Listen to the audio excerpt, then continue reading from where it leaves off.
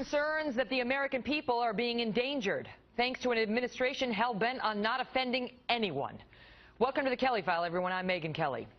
Tonight, we learned that the Obama administration has been deliberately ignoring evidence related to whether those seeking entry into this country mean to do Americans harm out of a desire to be politically correct.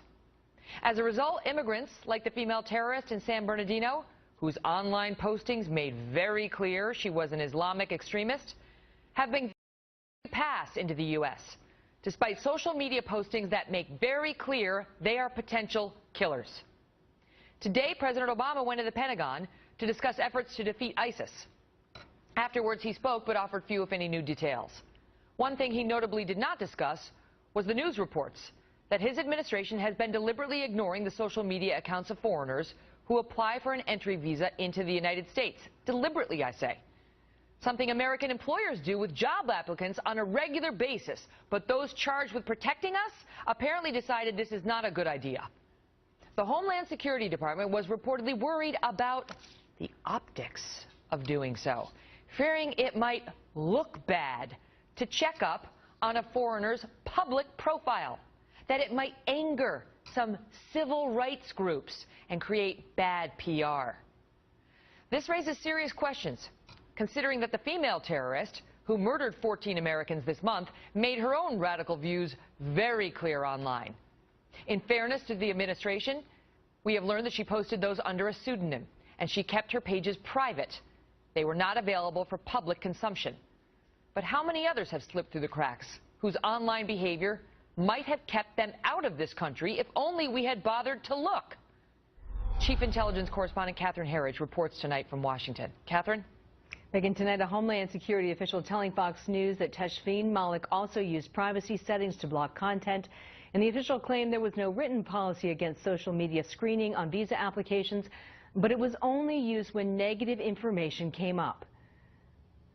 It is routine for our consular officers to be able to examine presence when they feel it can round out and put a little bit more flesh on the bone of the information. I think that the Department of Homeland Security has pushed back against those.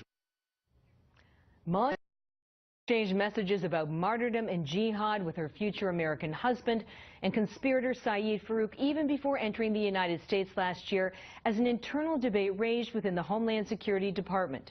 With ABC News first to report, it came to a head in the spring of 2014 when Immigration and Customs officials pressed Secretary Johnson's deputies to allow social media screening on a regular basis.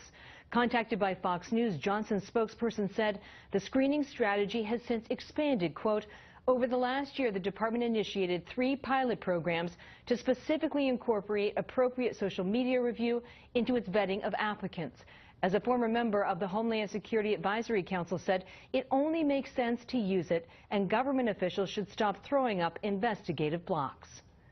We have the ability and capability to monitor social media to one extent or another. I mean, at the end of the day, it's sort of like in the 80s, it would be saying basically the government can't watch TV, because that's the equivalent of social media for ISIS and how it spreads its narrative and spreads its message.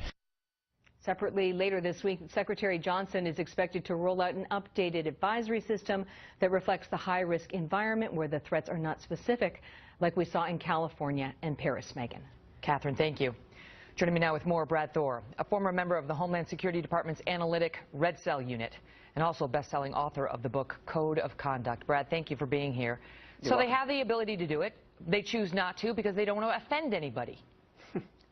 You know, there's no constitutional right to a visa, and there are no civil liberties issues with this. When you post on social media, it's public, even if you do throw up these privacy walls like this person was doing. I mean, Megyn, it is easier for a terrorist to get a visa than for a group with Tea Party or Patriot in their name to get a 501c3 classification from the IRS. This is ridiculous.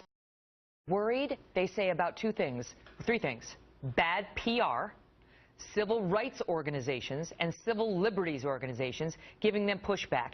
The question is, are they worried about Americans who are going to get killed by radical extremists who want to murder us? Bingo. That's the issue here. We have a president, not a publicist, and he needs to act like one. And as far as civil liberties groups or civil rights groups, they can all jump right in the lake because they do not have any leg to stand on here. If you are a foreign national applying for a visa to come to this country, you are not afforded the protections of civil liberties and civil rights protections that American citizens You're or those who asking are for a physically in the privilege. country. You're asking for a special privilege. You don't get it. And by the way, this is a great tool. And I understand that Catherine is kind of moving this story forward with this issue about, well, it wasn't a written policy. Yet they were fighting about it internally at the Department of Homeland Security. This is shocking. It is shocking that you would not go to social media, particularly when DHS has been rabid since 2011 about looking for any anti-government talk on social media by Americans. This is a big issue. 2009, even when Janet Napolitano headed the DHS, she put out a white paper saying that we had to watch out for veterans, people with Gadsden flags in the back of their trucks, pro-lifers, pro-gun people as being potential right-wing extremists and terrorists. So when Obama Think they're looking at wants their to social use, media? all the time. When the Obama administration wants to look for stuff, they find it, they even spin it. So this is a bunch of malarkey. And why is he so much more concerned over people applying for visas than protecting American citizens? Okay, but here's what their other defense is: the numbers are too big. Last year we had 10 million people come into the country on visas. Some 40,000 of those were on these K-1 marriage visas. So they don't have the time. They don't have the manpower. They don't have the money to have somebody sitting there doing the Facebook search. Private, how do I get around that, and so on. You got two choices. Number one, if you're dealing with people in a specific age group, let's say 18 to 34, they've all got social media accounts. Part of getting your visa should be opening up those accounts, turning over your passwords. Employers ask people for this a lot, and we've got over a third of the employers in this country that look at social media. And the other thing is if we've got that many people applying for visas that we can't check them, woo, let's dial it down and let's not process so many darn visas. This is what Trump was talking about. Let's put a pause until we can work out these problems, because protecting Americans is more important than giving visas to foreign nationals. You know what else you could do? You could strike a deal. You could get Facebook to change its policies such that when you sign up for a Facebook account, you check a box saying, if I decide to immigrate into the United States, I agree to make all of my private profiles public and subject to review. And then the government doesn't have to do anything. You apply, you've already agreed to make it public, they can take a look at it, it's done. It's easy. And if you don't check the box, you got a problem. There's just one problem with that idea, Megyn. It makes too much sense. You'll never get it past this administration. Brad, thank you.